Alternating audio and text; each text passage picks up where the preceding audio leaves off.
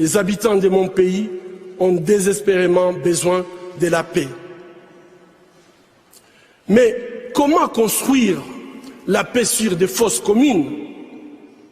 Comment construire la paix sans vérité ni réconciliation?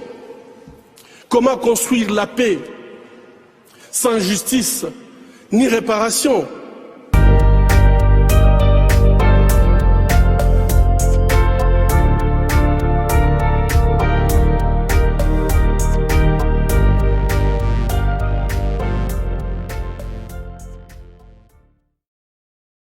Je me réserverai sur certaines choses, mais les positions exprimées par les belligérants actuels sont connues.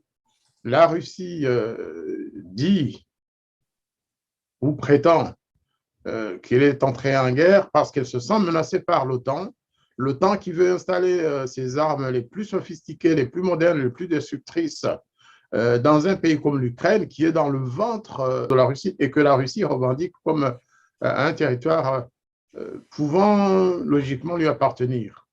C'est la prétention du président Vladimir Poutine et il dit qu'il a tout fait, qu'il a tout essayé pour résoudre cette question pacifiquement, mais que l'Ukraine et les pays aujourd'hui qui lui sont alliés ne veulent rien attendre et qu'ils ont usé de mensonges et de subterfuges pour endormir un peu la vigilance de la Russie. C'est ce qu'il dit, le président Vladimir Poutine. Vrai ou faux, je ne sais pas. J'ai entendu des points de vue de plusieurs observateurs, les uns disant que c'était vrai, qu'effectivement, après la chute du mur de Berlin et l'explosion de l'Union soviétique, qu'il y avait eu des accords secrets selon lesquels l'OTAN ne s'installerait jamais dans certains pays de la région ex-soviétique, notamment l'Ukraine. Eh bien, c'est un argument. Maintenant, est-ce que ça vaut le coup d'engager une guerre aussi destructrice? Juste pour... les stratèges vous diront, c'est tout ou rien chez les grands. Quand vous parlez de la Russie, vous pensez aussi aux États-Unis. Les États-Unis n'accepteraient jamais que des missiles de destruction massive viennent s'installer à Cuba ou à Mexico ou ailleurs dans les pays environnants. Eh bien, les Russes disent la même chose. Nous ne voulons pas que l'OTAN s'installe en Ukraine parce que ça constitue un danger, une mise en péril de notre souveraineté et de notre survie. Alors que les pays occidentaux, membres de l'OTAN et de l'Union européenne, disent le contraire. Ils disent non, non, c'est un pays souverain, l'Ukraine, qui a le droit de choisir ses alliés. Donc, on en est là. Mais je préfère ne pas choisir entre les deux. Il vaut mieux ne pas trop trancher parce que derrière tous ces grands dossiers, toutes ces grandes résolutions des Nations Unies, vous savez, on en a vu, nous, Rwandais notamment, on en a soupé, comme on dit en Belgique. Hein. Exactement, il y a eu beaucoup de résolutions prises par les Nations Unies, des bonnes intentions, des déclarations, des résolutions du Conseil de sécurité, des mise en place d'un tribunal pénal international et le résultat final, c'est que nous, on n'a rien vu. Je peux classer les pays africains en 2 ou 3 catégories en ce qui concerne cette question, parce qu'en fait, ça ne commence pas avec la crise ou la guerre d'Ukraine. Hein. À l'époque où j'officiais comme ambassadeur, en tout cas à Addis Abeba, surtout là-bas, parce que on était confrontés à des problématiques où certains pays occidentaux européens, notamment la France, par exemple, étaient engagés ou avaient des intérêts particuliers. Et donc, chaque fois, à l'approche des sommets des chefs d'État africains ou des réunions de la communauté ou de la Commission économique africaine, donc des Nations Unies, chaque fois à la veille, les ambassadeurs des pays occidentaux faisaient le tour. Et parfois même, l'ambassadeur de Russie venait nous voir, l'ambassadeur de Cuba, l'ambassadeur et d'autres ambassadeurs, les 2 blocs. Hein, c'était encore à l'époque soviétique. Et la raison de leur visite, c'était souvent pour nous dire, écoutez, il y aura telle résolution, nous le savons, il y a une proposition de résolution faite par tel pays africain. Vous avez cité le nom du Nigeria. Le Nigeria, comme puissance africaine, faisait souvent des propositions. Ou alors, quand c'était des résolutions sur la Palestine ou sur le Sahara occidental ou sur l'Afrique australe, parce qu'il y avait encore des pays qui étaient sous colonie sud-africaine ou autre, il y avait l'apartheid. Eh bien, la France, la Belgique, l'Allemagne envoyaient leurs ambassadeurs, nos collègues, hein, pour venir nous dire, vous savez, nous avons quand même des relations spéciales avec votre pays. D'ailleurs, nous allons vous aider dans tel domaine, nous allons augmenter la coopération dans tel secteur. Et par conséquent, nous attendons de vous que vous preniez telle position le moment du vote, ou que vous inscrisiez, que vous expliquiez à votre ministre qui va arriver que la position telle nous arrangerait. Je connais des ambassadeurs qui marchaient à tous les coups, qui votaient vraiment parfois des résolutions qui allaient contre les intérêts de l'Afrique, dans des cas que je ne vais pas développer ici et qui peuvent concerner la France hein, ou d'autres. Mais c'est une pression énorme quand un pays qui vous donne des millions de dollars chaque année vient vous dire, écoutez, nous allons considérer hein, notre coopération au regard du vote de votre pays. Ça, c'est Addis Abeba, mais à New York, c'est encore pire. À New York, c'est tous les jours, c'est une pression constante. Vous avez cité le cas des Américains qui sont en train de faire le tour des pays africains en leur disant, écoutez, soutenez-nous, votez contre la Russie, déclarez que vous êtes contre la Russie, condamnez ceci, condamnez cela. Ça peut se comprendre vu de l'Occident. Mais il faut savoir aussi que la Russie n'est pas un pays ennemi de l'Afrique. Hein. Ce n'est pas un pays ennemi. La Russie a des bonnes relations avec beaucoup de pays africains et choisir de rompre avec la Russie parce qu'un pays occidental ou des pays ou un bloc de pays occidentaux vous demande ou vous donne des instructions pour rompre, je trouve que c'est très dangereux. C'est très dangereux parce que demain est un autre jour. Donc, il faut préserver l'essentiel, ne pas nécessairement aller contre nos amis occidentaux, mais ne pas considérer la Russie comme un pays ennemi. Il vaut mieux s'abstenir positivement. Par exemple, vous avez cité le cas de l'Afrique du Sud, mais je citerai, moi, le cas de Macky Sall de Sénégal.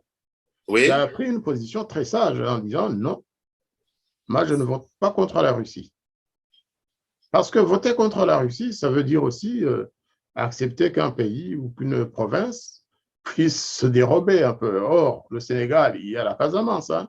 Il ne faut pas jouer avec ce genre de jeu. Mais il ne l'a pas fait pour la Casamance. Il l'a fait pour la stratégie diplomatique du Sénégal.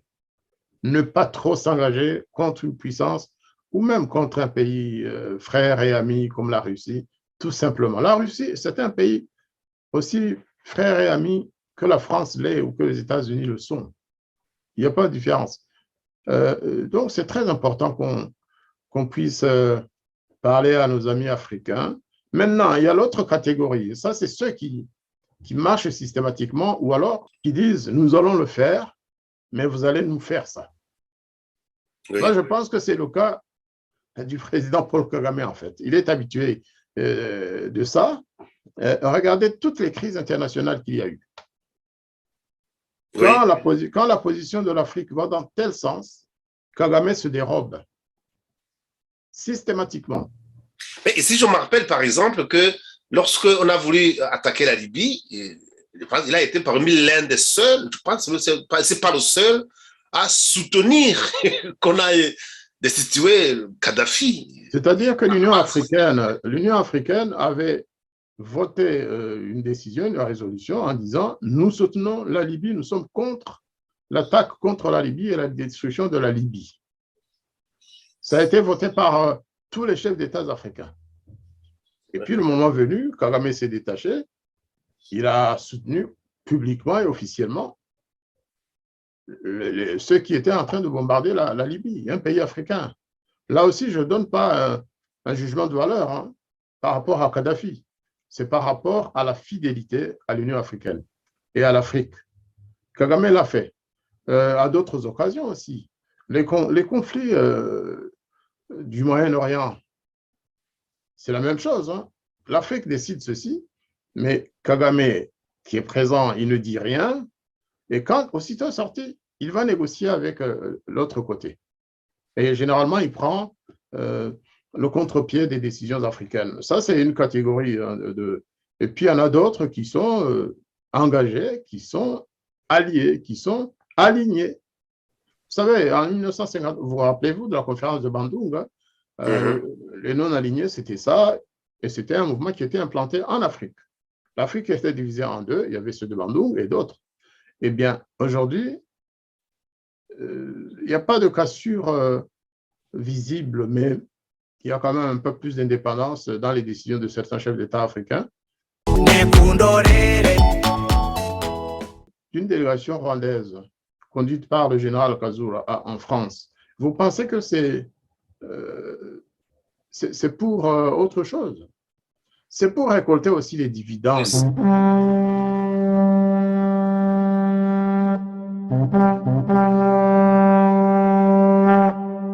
Financement que le Rwanda est en train d'obtenir, notamment pour renforcer son armée, pour remplacer progressivement l'armée française dans le rôle de formatrice de certaines armées africaines, notamment en Centrafrique et au Mozambique. Ça, c'est quasiment acquis. C'est l'Union européenne qui finance ça. Et cela a été demandé à l'Union européenne avec insistance par le Portugal et la France. Au début, on se disait, tiens, le Rwanda est du même côté que Wagner en Centrafrique, alors que la France est de l'autre côté. Vous savez, Kagame est parvenu à renverser la vapeur. Aujourd'hui, il est avec les deux. Il y a des enjeux qui nous dépassent parfois, mais le Rwanda de Paul Kagame, selon ses intérêts, les intérêts africains, ce n'est pas leur affaire, c'est d'abord eux.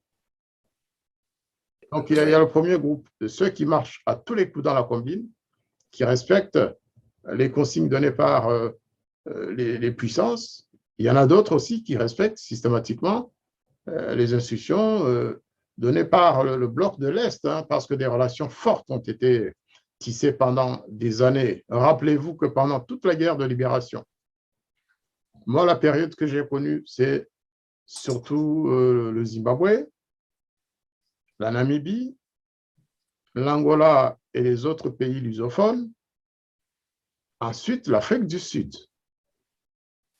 Pendant toute cette période de libération, les pays qui aidaient les Africains pour se libérer, ce n'était pas l'Occident, c'était la Russie, c'était Cuba et c'était les autres pays de l'Empire soviétique, en fait. Donc, le choix est clair. Il y en a qui ont continué dans cette logique et qui poursuivent leurs excellentes relations avec la Russie. Et aujourd'hui, vous allez leur dire que c'est leur ennemi. Donc, il y a ça chez les Africains. Mais tout compte fait, moi, je préférais ceux qui disent nous n'avons pas à prendre parti dans des enjeux et des conflits qui nous dépassent. Parce que l'inverse, quand nous avons besoin de ces pays-là, ils ne viennent pas à notre rescousse. Je ne vais pas reparler du cas du Rwanda ou de la RDC. Regardez ce qu'est devenu le rapport mapping, vous l'avez dit. Oui. Voilà, des millions de gens qui sont morts. Ils ont voté des résolutions. Il y a eu un rapport d'adopté qui tranche, qui demande un minimum, c'est-à-dire la justice, puisque c'est des crimes de nature internationale. Et ce sont les mêmes pays occidentaux qui bloquent. Ce sont les mêmes qui bloquent le rapport mapping, nous le savons. Comment voulez-vous qu'à un certain moment, on ne se pose pas des questions ou qu'on ne dise pas, écoutez, donnez, nous donnons. Mais nous sommes quantité négligeable, pense-t-il. J'ai suivi, comme vous, la déclaration du président Tshisekedi, mais aussi la réaction, et surtout la réaction du docteur Mukwege que je soutiens. Je pense effectivement qu'on ne peut pas bâtir une maison sur un champ de mines. Le rapport mapping, les millions de cadavres qui ont été laissés dans les forêts congolaises, les millions de victimes, on ne peut pas juste venir construire un mur une bâtisse de réconciliation là-dessus. Il faut d'abord déminer le terrain. Déminer le terrain, c'est rendre justice aux victimes, c'est rendre justice aux familles des victimes. Maintenant, venant de la bouche d'un chef d'État comme le président Tshisekedi, qui est quand même, il faut le dire aussi, en position de faiblesse, hein, lorsqu'il parle, c'est comme s'il voulait faire plaisir à tout le monde, y compris à ceux qui ont perpétré ces crimes, en fait, et notamment aux pays voisins qui ont des responsabilités dans le drame congolais. C'est ce que moi j'ai compris. En plus, à un moment donné, je me suis dit, mais est-ce que c'est un discours qu'il aurait fait à Kinshasa? Il a préféré le dire quand il était encore à Bruxelles, dans l'ambiance belge, hein, et le soir, je connais la position du journal Le Soir sur la problématique des Grands Lacs. Eh bien, peut-être que s'il avait été à Kinshasa, il n'aurait pas dit tout à fait la même chose. Mais il a raison aussi sur plusieurs points. Pourquoi? Premièrement, je l'ai déjà dit aussi dans une émission d'ailleurs, lorsque je parlais du génocide des Yézidis et de l'intervention de la justice allemande contre 2 ressortissants syriens accusés d'avoir participé à ce génocide des Yézidis. Je trouve normal qu'un pays qui a subi, plutôt que des criminels qui ont commis autant de meurtres, de crimes, de massacres, je suis d'avis qu'ils puissent être poursuivis partout dans le monde, y compris et surtout dans le pays qui est territorialement le mieux indiqué, le mieux compétent, c'est-à-dire en l'occurrence la RDC, pour le rapport mapping. Donc, d'accord avec le président Tshisekedi que la justice congolaise peut absolument commencer à lancer des poursuites, recueillir des plaintes de la part des victimes congolaises et rwandaises et burundaises. Je ne savais pas qu'il y avait des victimes ougandaises d'ailleurs dans le rapport mapping. Ça a dû m'échapper. Sauf s'il parle des militaires de l'armée ougandaise qui étaient là. Et des Ougandais tués pendant cette période, peut-être bien, ça a dû m'échapper. C'est un gros rapport de plus de 600 pages, ça a pu m'échapper. Donc, de ce côté, je suis d'accord avec le président Tshisekedi. Le Congo, la justice congolaise a tout à fait le droit et les compétences pour poursuivre les auteurs des crimes documentés dans le rapport mapping. Très bien. Mais est-ce que cette justice a les moyens vraiment aujourd'hui de faire ce travail-là? Moi, je pense que nous devons être réalistes. Ça fait très longtemps que j'ai quitté le Congo. Déjà à l'époque, la justice congolaise avait pas mal de soucis de pouvoir à des postes dans la magistrature aussi de Boukassis. Vous savez, c'est un grand territoire. Les victimes, c'est surtout, c'est vrai, à l'est de la République démocratique du Congo. Mais il y a eu aussi des massacres partout où sont passées les troupes de l'AFDL et de l'APR rwandaise. C'est-à-dire dans le Kasaï jusqu'à l'Équateur.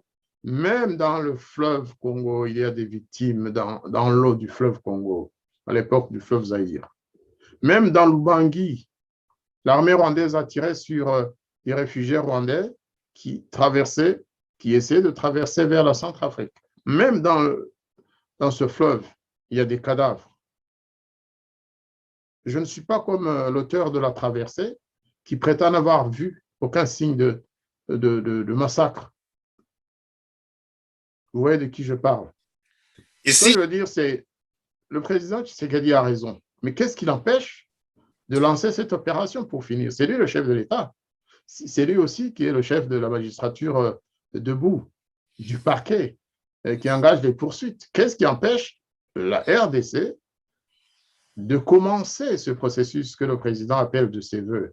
Qu'il commence, qu'il présente un dossier international et il sera peut-être aidé par la communauté internationale. Mais alors, est-ce que la communauté internationale a la volonté politique de l'aider à poursuivre des gens qui sont à Kigali, qui sont à Kampala ou ailleurs, ou des gens qui sont au pouvoir même dans les grands cercles du pouvoir au Congo, dans l'armée?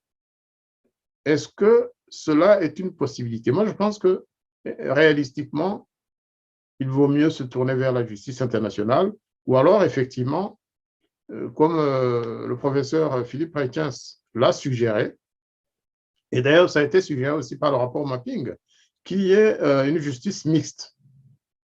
La justice congolaise couplée avec la justice internationale qui opère sur les mêmes dossiers, sachant que la justice congolaise peut se réserver éventuellement une certaine catégorie de crimes, hein, les crimes de guerre, parce que ça, c'est accessible. Mais les crimes contre l'humanité et les crimes pouvant être des crimes de génocide, laisser ça à la justice internationale ou faire les deux, mais avec l'aide de la communauté internationale. Enfin, l'aide de la communauté internationale, hein. Elle aurait pu le faire aussi, cette communauté internationale. Ça fait 12 ans. Cela fait 12 ans que ce rapport dort dans les tiroirs des Nations Unies. Et je précise qu'il y a d'autres rapports, aussi documentés que le rapport Mapping. Il y a eu le rapport du tribunal pénal international sur le Rwanda. Hein. Ça ne fait pas partie du rapport Mapping, mais ils sont complémentaires. Ce rapport-là, pour la partie concernant les crimes commis par les troupes de Kagame, eh bien, ce rapport a été, comme certains disent chez nous, mangé. Il y a plusieurs rapports qui ont été mangés par les capitales occidentales pour empêcher la justice de faire son travail. Vous voyez de quoi je parle.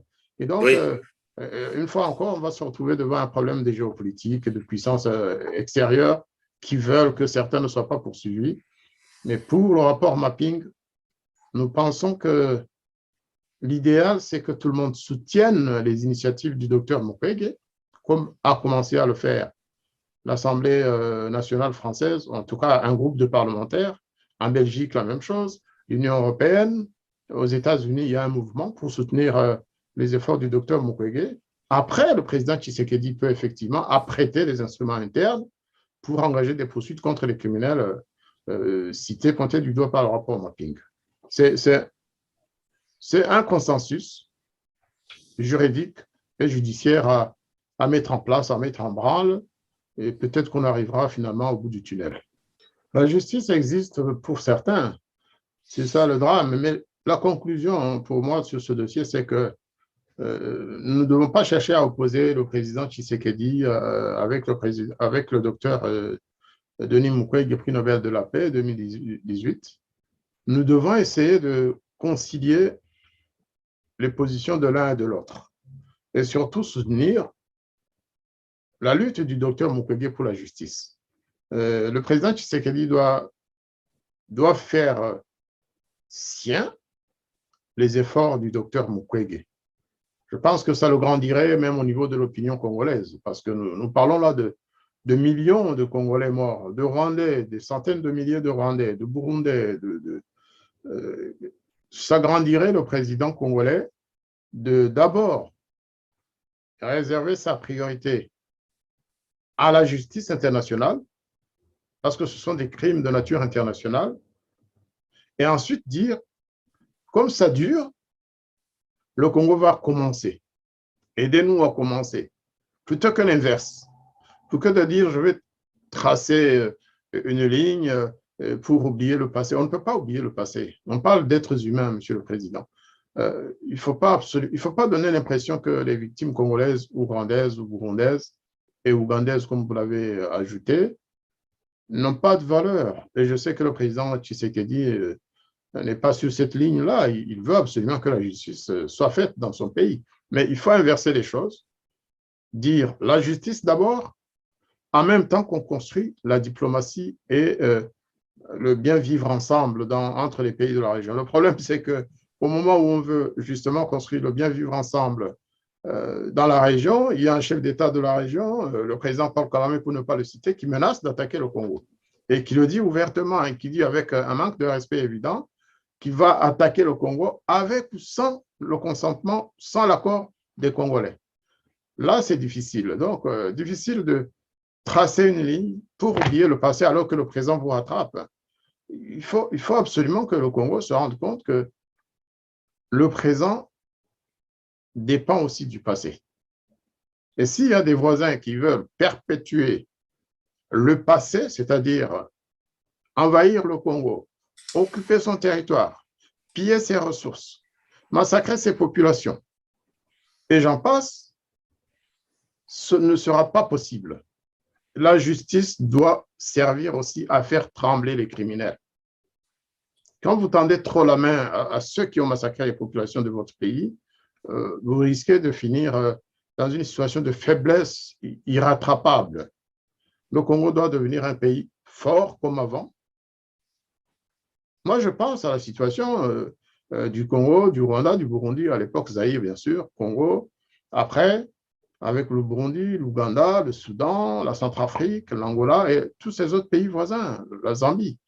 Le Congo était respecté. Le Congo a beaucoup, les gens ne le savent pas, le Congo a beaucoup participé à la lutte de libération. Les gens ne le savent pas. À Kinshasa, moi, j'ai visité des camps d'entraînement de Zimbabwéens, de Namibiens. Donc, à l'époque de Mobutu, il y avait plein de scandales, hein, c'est sûr. Mais sur le plan africain, Mobutu était un africaniste et il a beaucoup aidé les pays qui se libéraient à l'époque du colonialisme. Donc, il faut garder ça à l'esprit. Il faut que le Congo ait une armée forte, non pas pour agresser les voisins ou pour les attaquer à tout bout de champ, mais pour protéger et garantir la sécurité de la souveraineté de ce pays. Sans cela, les prédateurs vont continuer à perturber la paix dans la région, à massacrer à la fois les populations de leur pays et aussi des populations congolaises. Mon vœu, c'est que vraiment le Congo devienne une puissance dans la région, une puissance pour stabiliser la région. Et je compte sur le président Tshisekedi qui a pu quand même obtenir l'entrée de ce pays dans l'East African Community. C'est un pas énorme. Partir de Matadi pour arriver à Mombasa, parce que c'est cela. On parle souvent du Cap au Caire. Mais là, l'East African Community, c'est maintenant de Matadi à Mombasa. C'est peut-être 4000 km, hein? Non, 6. Oui. Probablement. Donc, il faut le dire. Pour revenir à la justice, donc, je soutiens que les deux propositions, Mukwege et Tshisekedi, soient étudiées avec sérieux et pour que la justice ait la priorité avant de nous parler de diplomatie. C'est vrai que oui, la diplomatie, d'accord, la paix, d'accord, mais il n'y a pas de paix sans justice. Tshisekedi lui-même l'a reconnu, Mukwege l'a répété. Moi, je m'en sers comme générique dans les émissions de La Voix des Grands Lacs. C'est vraiment une phrase qui exprime tout. On ne peut pas prétendre à la paix lorsqu'on laisse les criminels et les prédateurs se comporter en terrain conquis. Les habitants de mon pays ont désespérément besoin de la paix. Mais comment construire la paix sur des fausses communes? Comment construire la paix sans vérité ni réconciliation? Comment construire la paix sans justice ni réparation?